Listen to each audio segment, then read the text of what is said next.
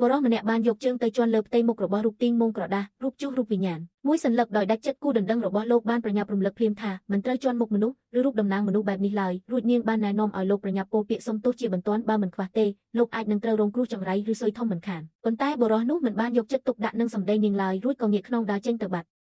់បន្ទាប់ពីបានត្រឡប់មកដល់ផ្ទះវិញរកពីនឹងសកម្មភាពរបស់លោកបានប្រែប្រួលទៅជាចម្លែកខុសពីធម្មតាខ្លាំងណាស់ទោះបីជាពិធីរៀបការរបស់ពួកគេជិតឈានចូលមកដល់ក្នុងពេលឆាប់នេះក៏ដោយក៏លោកបែរជាមានចិត្តដេកដួលវង្វេងវង្វាន់និងជក់ចិត្តដិតអារម្មណ៍ខ្លាំងបំផុតទៅលើផ្ទាំងរូបគំនូរមនុស្សស្រីម្នាក់ដែលព្យួរនៅក្នុងផ្ទះជារៀងរាល់យប់នៅវេលាម៉ោង 12 អាធ្រាត្រសម្លេងធ្ងន់ររាលនិងសម្លេងរួមរកគ្នារវាងប្រុសនិងស្រីតែងតែបន្លឺភាយចេញពីក្នុងផ្ទាំងរូបគំនូរនោះមិនដែលដាច់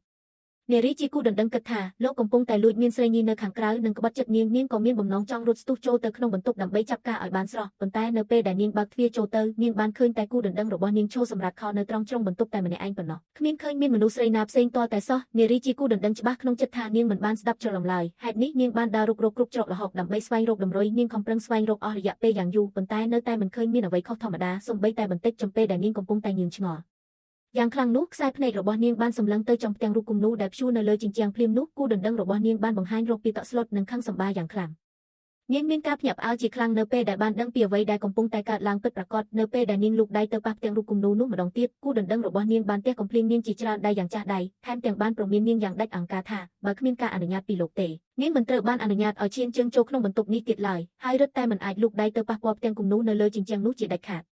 នារីជាគូដណ្ដឹងមិននឹកស្មានតតែសោះថាបុរសដែលធ្លាប់តែស្រឡាញ់នឹងក្នុងថ្នាក់នាងខ្លាំងបំផុតកាលពីមុនបែរជាមកវាដំនាងព្រោះតែផ្ទាំងរូបគំនូរមួយសន្លឹកបែបនេះសោះនាងរឹតតែគិតរឹតតែមានអារម្មណ៍ថាមានរឿងមិនស្រួលនាងក៏បានងាកខ្លួនរត់ត្រឡប់ទៅបន្ទប់របស់ខ្លួនវិញដើម្បីរៀបចំខោអាវបំណងចង់ចាក់ចេញពីទីកន្លែងដែលធ្វើឲ្យនាងឈឺចាប់មួយនេះប៉ុន្តែមិនទាន់ទាំងបានឈានជើងដើរចេញផុតពីទ្វារផងឪពុកក្មេករបស់នាងបានដើរចូលមកខាត់នាងទាន់ពេលវេលគាត់បានពន្យល់ប្រាប់នាងដោយចិត្តត្រជាក់ថាមនុស្សស្រីដែលនៅក្នុងផ្ទាំងរូបគំនូរនោះគឺជាសង្សារដំបងសង្សារចាស់របស់គូដណ្ដឹងនាងដែលបានជួបគ្រោះថ្នាក់បាត់បង់ជីវិតទៅជាច្រើនឆ្នាំមកហើយនៅពេលបានឮបែបនេះនាងក៏យល់ថាខ្លួនឯងពិតជាបានយល់ច្រឡំលើគូដណ្ដឹងពិតមែនដើម្បីប៉ះប៉ូវកំហុសនាងបានចិត្តផ្លែឈើស្រស់មួយចានរួចយកទៅជម្រាបសុំទោសលោកដល់ក្នុងបន្ទប់ប៉ុន្តែនៅពេលដែលនាងដើរមកដល់មាត់ទ្វារបន្ទប់ភ្លាមសម្លេងធ្ងន់ររាលនិងសម្លេងសះសម្បែបស្រើបស្រាលរបស់មនុស្សស្រីម្នាក់នោះបានបន្លឺឡើងនៅក្នុងបន្ទប់ម្ដងទៀតលើកនេះនាងច្បាស់ក្នុងចិត្ត 100% ថាច្បាស់ជាមានស្រីម្នាក់លាក់ខ្លួននៅក្នុងបន្ទប់នេះមិនខាននាងបានប្រញាប់រត់ទៅហៅពុកម្ដាយក្មេកទាំងពីរនាក់ឲ្យមកជួយធ្វើជាសាក្សីនឹងភ្នែកនាងគិតថាលើកនេះច្បាស់ជាអាចចាប់បានភស្តុតាងដែលគូដណ្ដឹងរបស់នាងលួចមានស្រីមិនខានប៉ុន្តែក្រោយពេលដែលពួកគេបានរុករកពេញមួយបន្ទប់ហើយក៏នៅតែមិនឃើញមានមនុស្សស្រីណាផ្សេងដែរទោះជាយ៉ាងនេះក្ដីក៏នាងនៅតែជឿជាក់លើការស្ដាប់របស់ខ្លួនឯងដែរព្រោះនៅលើបូមាត់របស់គូដណ្ដឹងនាងមានជាប់ស្នាមក្រែមរួចនៅលើខ្លួនរបស់លោកក៏មានធំក្លិនទឹកអប់យ៉ាងចម្លែកថែមទៀតផងក្លិនទឹកអប់មួយនោះវាដូចគ្នាបេះបិទទៅនឹងក្លិនដែលភាយចេញពីផ្ទាំងរូបគំនូរនោះឯងនាងបានសន្និដ្ឋានថាមនុស្សស្រីជាស្រីលួចលាក់ស្រីស្រែច្បាស់ជាលាក់ខ្លួននៅក្នុងផ្ទាំងគំនូរនោះមិនខាននិយាយមិនទាន់ដាច់សូរផងនាងបានលូកដៃទៅបំរុងនឹងហែកផ្ទាំងរូបគំនូរនោះដើម្បីមើលឲ្យឃើញច្បាស់នឹងភ្នែកប៉ុន្តែគូដណ្ដឹងរបស់នាងបានមកខាត់នាងទាន់រួចបានទះកំភ្លៀងនាងមួយទំហឹងថែមទៀតព្រមទាំងប្រមានមិនឲ្យនាងមកក្បែរផ្ទាំងរូបគំនូរនេះជាដាច់ខាតឃើញទស្សនវិជ្ជាបែបនេះឪពុកម្ដាយក្មេកបានចុះមកលួងលោមនាងកុំឲ្យនាងគិតច្រើនពេកអី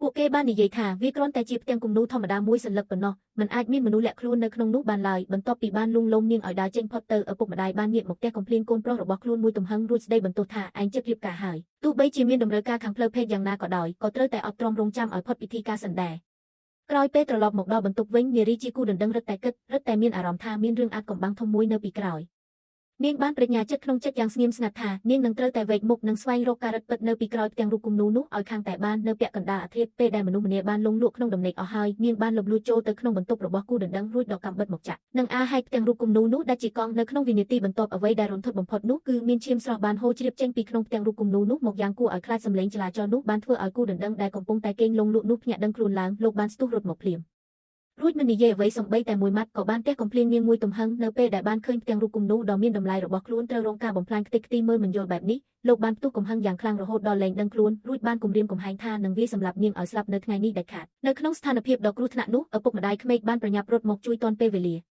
នារីជាគូដណ្ដឹងបានស្រែកប្រាប់ពួកគេទាំងទឹកភ្នែកថានៅពីក្រោយផ្ទាំងរូបគំនូរនេះមានទ្វារសម្ងាត់មួយគាត់ច្បាស់ជាបានលាក់ស្រីស្នេហ៍របស់គាត់នៅក្នុងនោះមិនខានទេឬបែបនេះឪពុកបង្កើតបានខឹងសម្បាយ៉ាងខ្លាំងរួចងាកទៅសួរដេញដល់កូនប្រុសប៉ុន្តែកូនប្រុសនៅតែបដិសេធមិនព្រមទទួលស្គាល់ឡើយឆ្លៀតក្នុងឱកាសដែលគូដណ្ដឹងកំពុងតែភ្លេចខ្លួននិងឆ្លោះប្រកែកគ្នាជាមួយឪពុកនោះនារីជាគូដណ្ដឹងបានស្ទុះទៅរុញនិងទម្លាក់ផ្ទាំងរូបគំនូរនោះចុះទៅលើដីភ្លាម